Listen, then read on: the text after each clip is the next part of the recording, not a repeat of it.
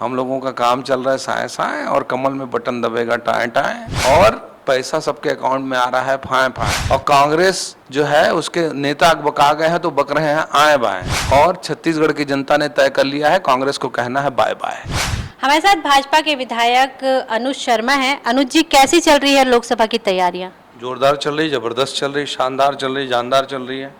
अच्छा, कभी भी यहाँ से भाजपा 11 की 11 सीटें जीती नहीं है। आप लोग इस बार दावा कर रहे हैं कि जो प्रधानमंत्री का नारा है 400 पार, उसमें आप लोग 11 सीटों का योगदान देंगे।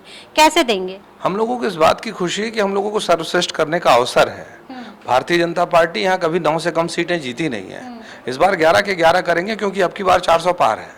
लेकिन ऐसा क्या भरोसा है, क्योंकि पिछले 2018 में तो हारे हैं आप लोग, फिर ऐसे कैसे सोच सकते हैं कि जो जनता है वो फिर 11 सीट आप लोग को दिला देगी? आपकी याददाश्त को ठीक करूं, पहली तो बात ये 2023 में हम लोग जीते हैं और रिकॉर्ड वोटों से जीते हैं। इतनी सीटें हमारी कभी नहीं आई थी। वैसी जितनी सीटें पहले नहीं आई थी लोकसभा में, उतनी सीटें इस बार आएंगी, 11 के 11। लेकिन मुद्दा क्या होगा? मुद्दा स्थानीय प्रत्याशी है या मुद्दा नरेंद्र मोदी का चेहरा है? मुद्दा मोदी जी की गारंटी है, भारतीय जनता पार्टी का विश्वास है और हमारे प्रत्याशियों की सक्रियता है।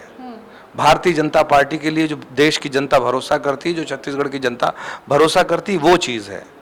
आप मुद्दे की बात कर रहे हैं, उनको प्रत्याशी नहीं मिल रहे हैं।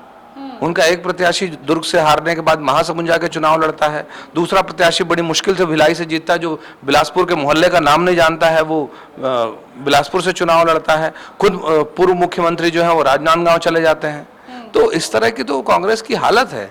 जो आरंग से हारते हैं वो जांजगीर चले जाते हैं। इस तरह तो कांग्रेस की हालत है। उनके खुद नेता ने ये स्टेटमेंट दिया है कि कांग्रेस के पक्ष में माहौल नहीं बन पा रहा है, ये सत्य है।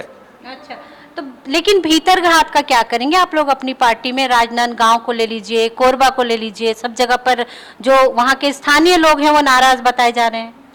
बिल्कुल नहीं, भारतीय जनता पार्टी का एक एक कार्यकर्ता अपनी पार्टी को लेकर बहुत संयमित रूप से काम करता है और मेहनत से काम करता है, सक्रिय रूप से काम करता है।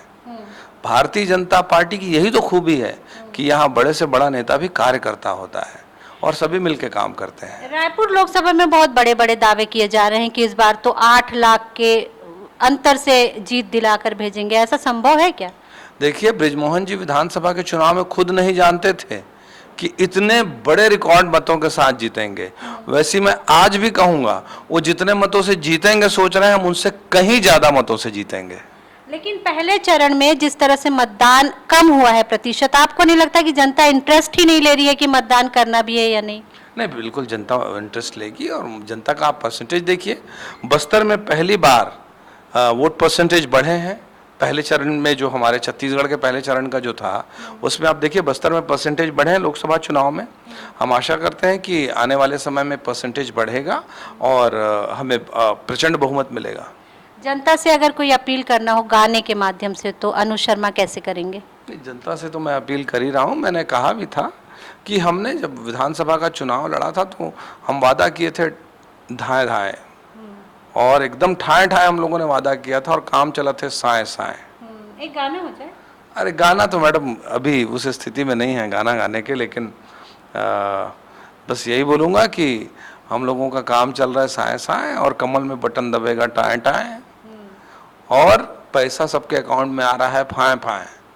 और कांग्रेस जो है उसके नेता बका गए हैं तो बक रहे हैं आए बाएं।